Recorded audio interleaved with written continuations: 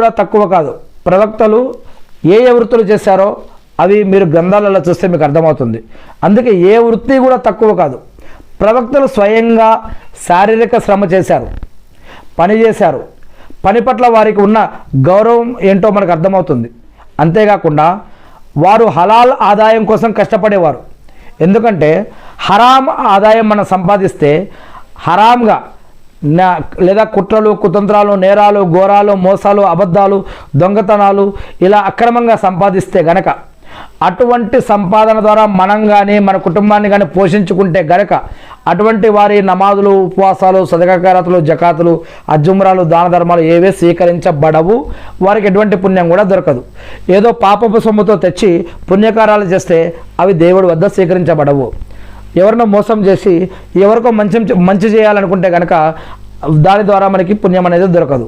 ఎందుకంటే మంచి ద్వారానే మనకి మంచి చేయమని, చెడు చేసిన వారికి కూడా మంచి చేయమని, మంచి ద్వారానే చెడును పారద్రోలమని, మీరు మంచి హలాల్ పద్ధతిలోనే సంపాదిస్తూ సరైన మార్గంలో సంపాదిస్తూ చేసిన వారి ఆరాధనలే దేవుడి వద్ద స్వీకరించబడతాయని ఖురాన్ మరియు హదీసులో అనేక విషయాలు చెప్పబడ్డాయి.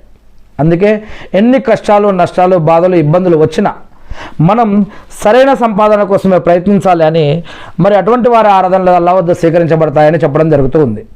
ఇక కష్టపడి సంపాదించిన హలాల్ ధర్మబద్ధమైన ఆహారం తీసుకోవడం అత్యుత్తమమైనది అని వారు నేర్పారు. ఎందుకంటే కొంతమంది సహబాలు వారికి ఏదైనా విషయంలో ఏదైనా ఒక ఖజూరు ఎక్కడైనా దొరికిందని కానీ అక్రమంగా వచ్చిందని కానీ తెలిస్తే, ఏదైనా ఒక ఖజూరు తిన్నాక అది అక్రమంగా అన్యాయంగా వచ్చిందని తెలిస్తే కనుక వారు ఏలు వేసి మరి ఆ యొక్క ఖజూరుని మళ్ళీ బయటకు కక్కేవారు. అంత భయపడేవారు అన్నమాట. అల్లాహు అక్బర్. ఇకపోతే వారు ప్రవక్తలు సమాజానికి అవసరమైన వృత్తులను, ఉదాహరణకి బట్టలు కానీ, ఆహారం కానీ, రక్షణ కవచాలు కానీ, విద్య నేర్పడం కానీ, వ్యవసాయం చేయడం కానీ, ఇలా అనేక విషయాలు ప్రజలకి వారు సహాయపడ్డారు. మరి అంతేకాకుండా మీరు ఇస్మాయిల్ అలస్లం గారిని తీసుకోండి. ఇస్మాయిల్ అలస్లం గారు ఆయన ఒక వేటగాడుగా మరియు ఒక భాషా కోవిదుడుగా ఆయన ఎంతో ప్రఖ్యాత గావించాడు.